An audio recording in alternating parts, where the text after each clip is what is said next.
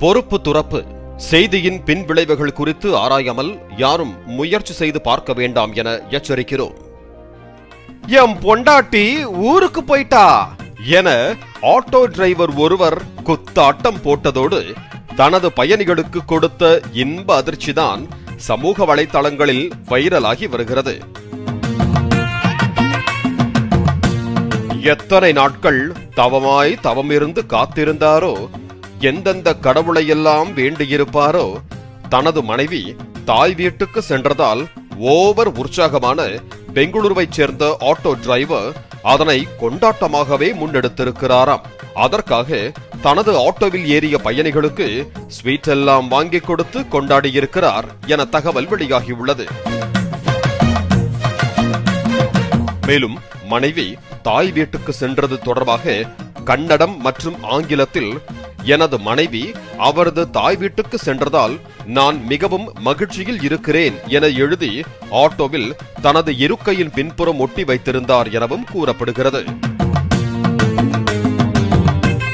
பொதுவாக மனைவி ஊருக்கு போய்விட்டால் நண்பர்களுடன் ஜாலியாக ஊர் சுற்றலாம்.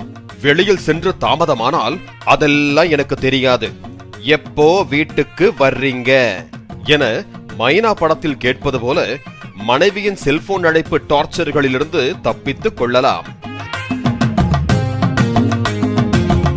குடிச்சிட்டு வீட்டுக்கு வராதீங்க என பல நேரங்களில் துரத்தப்பட்ட சூழலில் தற்போது நண்பர்களுடன் வீட்டிலேயே கூட குடித்துவிட்டு சிரிக்கலாம், பறக்கலாம், இறக்கைகள் முளைத்ததே, மிதக்கலாம், குதிக்கலாம், கவலைகள் மறக்குமே என பாட்டு பாடாத குறையாக குத்தாட்டம் போடலாம்.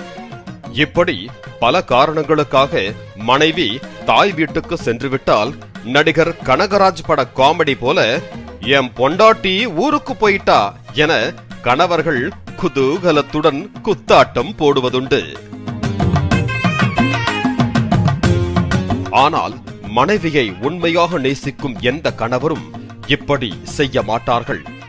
காரணம், வீட்டில் இருக்கும் பெண்களோ வேலைக்கு செல்லும் பெண்களோ தங்களது கணவருடன் அதிக நேரத்தை செலவிட நினைக்கிறார்கள். கணவரது அன்பையும் நேசிப்பையும் பெற விரும்புகிறார்கள். அதுவே மனைவிகள் வெளியில் சென்றுவிட்டு தாமதமாக வீட்டுக்கு வந்தால் கணவர்களுக்கு எப்படி இருக்கும்?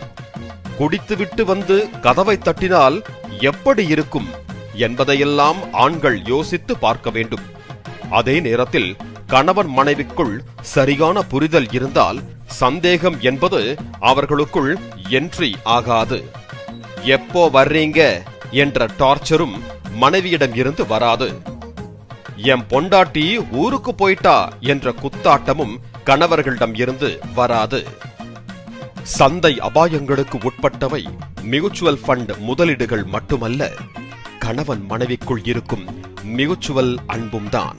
கணவர் அப்படி செய்ததை பார்க்கும் மனைவியின் மனம் எப்படியெல்லாம் கொந்தளிக்கும்? அதனால்தான் இதன் பின் விளைவுகள் குறித்து ஆராயாமல் யாரும் முயற்சி செய்ய வேண்டாம் என எச்சரிக்கிறோம்.